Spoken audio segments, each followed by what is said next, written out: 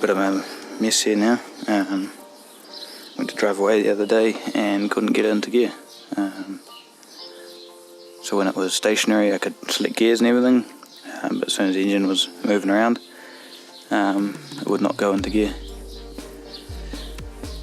So I had a look at stuff, had a look at the shifter that I've made, and that was all fine. Clutch was engaging fine. So really the last option was to pull the box. So I've now spent the morning pulling the box, and the gearbox has always been a bit iffy. Had high Ks when I got it, so it's quite, input shaft's quite sloppy. It's quite noisy. So if I'll have the funds and I can find a lower K one, I'll switch it out, because it's something nice to do. But yeah, I found the culprit. It's actually the clutch plate. So this side looks fine, but when it came off it was very rattly. So what has actually happened is it's broken a spring. Where was it? Oh, it was on the other side. Well, you can see here there's like big marks where it's been rubbing, and one of the springs is actually loose because it's cracked right there. So that spring's loose.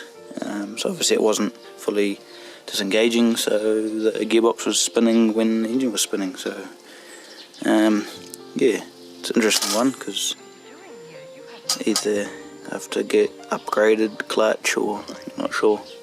This was out of a turbo diesel high ace or something, so it's a correct diameter and then correct spline for the gearbox, different to a 4H one.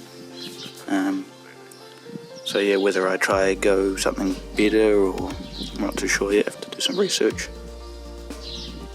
But yeah, everything else seems right. I did find that underneath there was some wear marks on the bell housing that's been touching the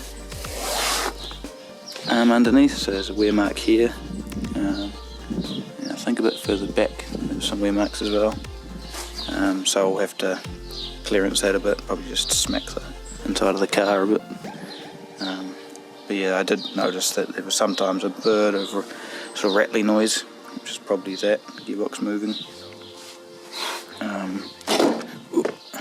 Which there is quite a bit of movement in the engine mounts and in the gearbox mount, so I wouldn't be surprised if it's sort of rubbing up against.